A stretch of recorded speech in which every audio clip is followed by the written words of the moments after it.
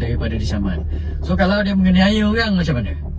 Tiba-tiba dia tak boleh disaman. Oh, sebab kononnya dia kata argument lawyer ataupun argument pihak Anwar Ibrahim ini kata sebab ini mengganggu tugas dia sebagai Perdana Menteri. Habis kalau seseorang Perdana Menteri itu menganiaya orang, tiba-tiba dia disaman, lepas itu dia lepas sebab dia ada immunity. Macam mana ceritanya? Ini bukanlah keadilan, ini bukanlah justice. Sebab itu saya rasa benda ini orang kata tak masuk akal and ridiculous. I don't think the court will allow. So pada pandangan saya, kenapa Anwar Ibrahim ni dia minta benda ni?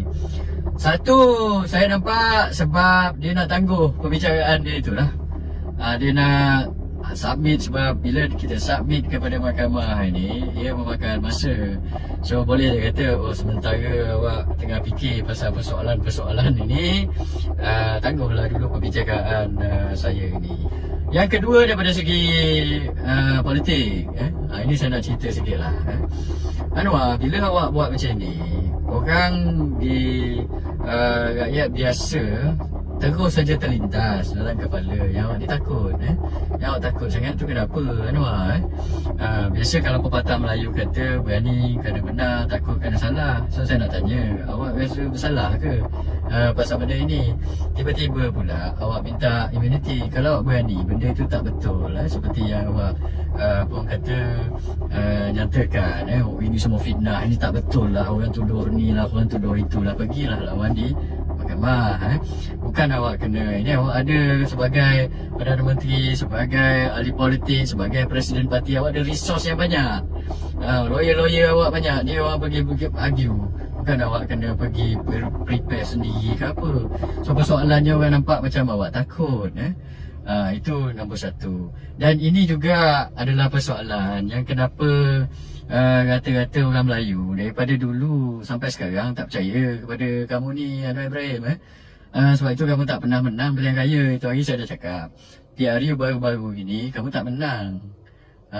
Yang kamu jadi Perdana Menteri sebab apa? UMNO kalah banyak. So UMNO terpaksa jadi dibawa jadi AMDAP, terpaksalah menyokong kamu jadi Perdana Menteri. 20 lebih tahun kamu cuba untuk menang pilihan raya, kamu tak menang. PRU 14 kamu menang sebab Tun Mahathir bawa tarik pengundi Melayu 25% sokong PH. Sebelum itu kamu tak pernah dapat pengundi Melayu 25%, kamu dapat berapa persen? 10%, berapa persen? Itu saja kamu dapat. Dan kenapa orang Melayu tak sokong kamu? Sebab benda-benda macam ni lah. Nombor satu, tak usah cerita lah janji yang kamu tak tunai tu.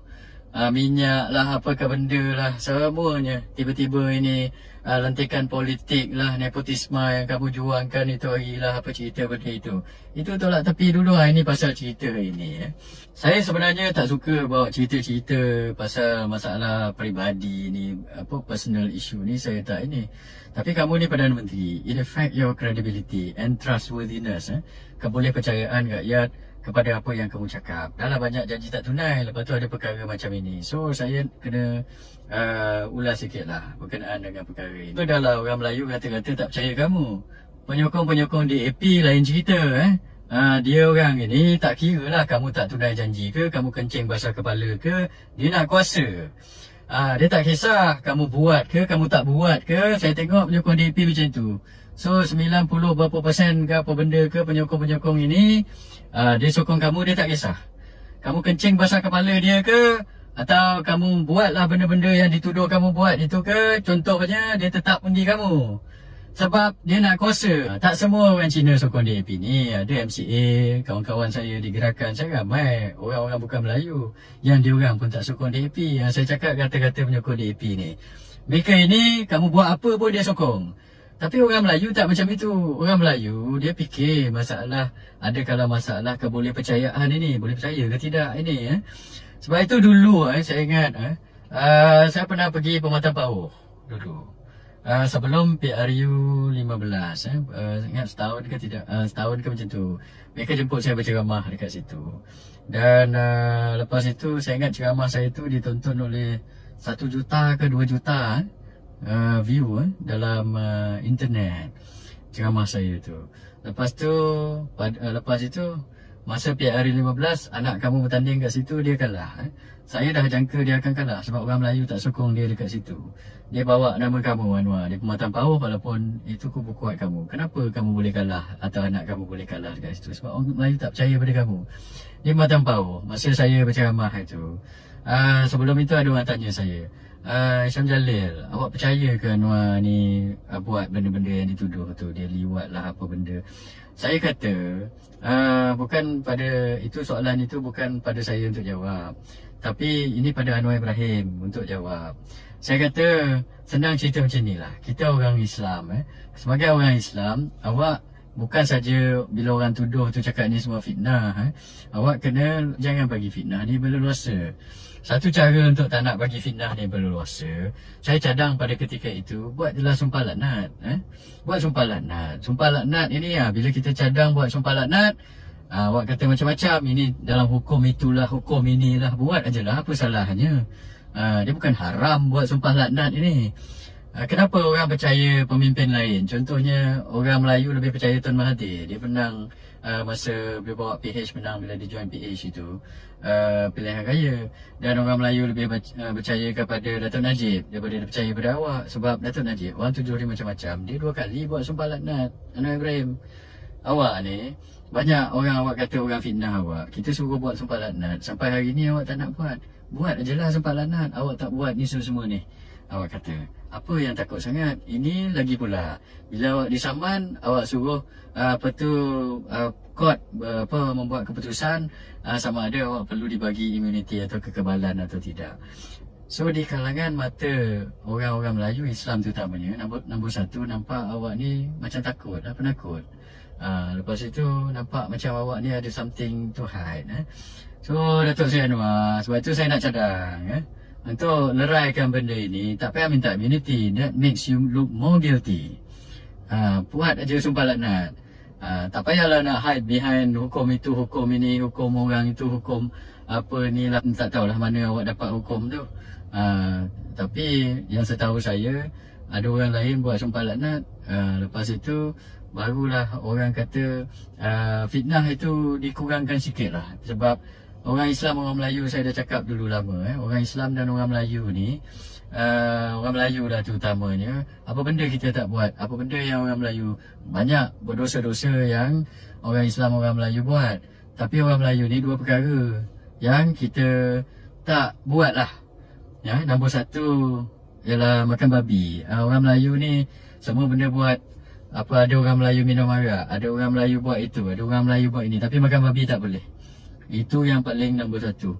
Nombor 2 adalah sumpah laknat. Sebab sumpah laknat ini, kalau kamu sumpah laknat palsu, bukan saja kamu ini dibalas di dunia ini, tetapi di akhirat nanti pun kamu akan dibalas. Tapi kalau kamu nak meleraikan fitnah atau mengurangkan fitnah itu, kamu buat ajalah. Apa yang kamu takut sangat? Kalau tidak, sampai ke bila lah orang tak percaya pada kamu, dia akan affect credibility kamu sebagai Perdana Menteri. So benda ini yang sebenarnya, bila kamu buat benda-benda ini, minta immunity, tak mau buat sumpah laknat, ini yang lebih affect kamu punya effectiveness sebagai seorang pemimpin negara ni. Sebab orang tak percaya pada kamu.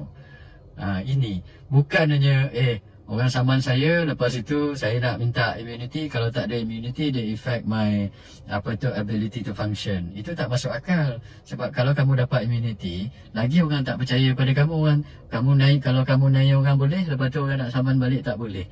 That will affect the functioning of you as a Prime Minister. So itu yang saya nak cakap lah, Tok Sri Nur. Saya tak bawa cerita-cerita masalah peribadi, ni bukan style saya lah. Tapi kali ni saya cakap jugalah, sebab dia melibatkan kata masa mahkamah, banyak buang masa mahkamah, itu dana awam itu.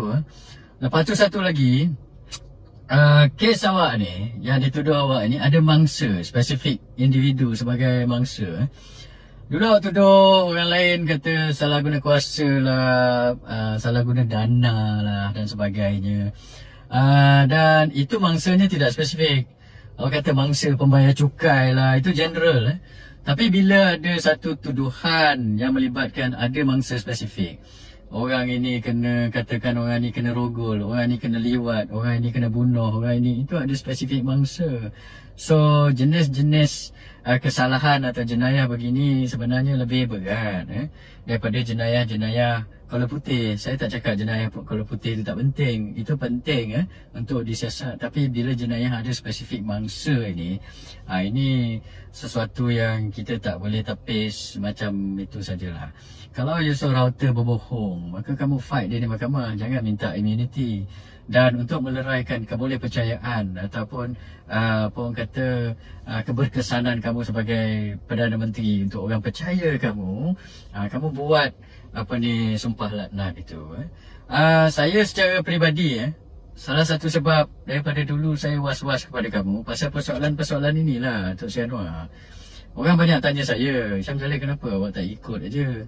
Anwar, ikut je lah Dewan-dewan ini. Ikut, awak boleh dapat macam-macam, dapat jawatan, dapat inilah. Tapi sebab apa? Saya nak menyokong atau mengikut pemimpin yang saya boleh percaya. Tapi kalau saya ada was-was, itu susah pada saya nak ikut Datuk Seri Anwar. So kalau awak tanya kenapa saya ni degil sangat tak nak ikut awak, jawapannya itulah. Awak buatlah apa pun saya susah. Di belakang kepala ni saya masih ada was-was kepada awak. So untuk leraikan ataupun ringankan masalah was-was kebolehpercayaan ini, itu yang perlu awak buat. Tingkatkan kebolehpercayaan orang kepada kamu, Datuk Seri Anwar. Awak buat sumpah laknat. Kalau awak buat sumpah laknat, mungkin saya pun akan ubah fikiran. Mungkin apa yang dituduh Datuk Seri Anwar buat selama ni memang betul fitnah kot, sebab dia berani buat sumpah laknat.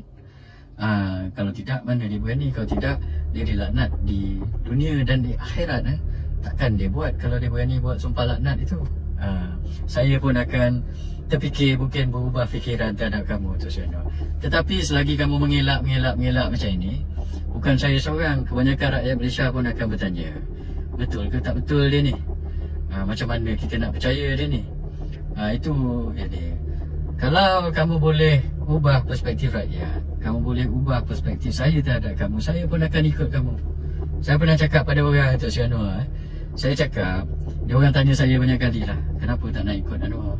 Saya kata, Anwar ni dia ada potensi, dia boleh jadi pemimpin yang amat bagus. Tapi dia ada satu masalah, orang tak percaya pada dia. Dan saya sendiri ada masalah kebolehpercayaan terhadap kamu pasal benda-benda macam ini.